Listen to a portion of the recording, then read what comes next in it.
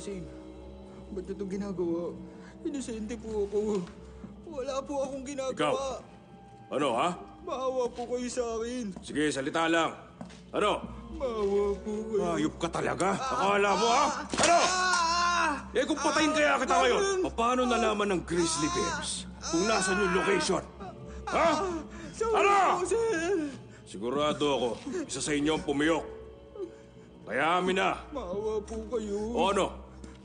Ay, sa bagay, okay rin panoorin kayong malaglag. Hoy, putulin nyo na. Ano? Maawa kayo. Sige na. Wag po.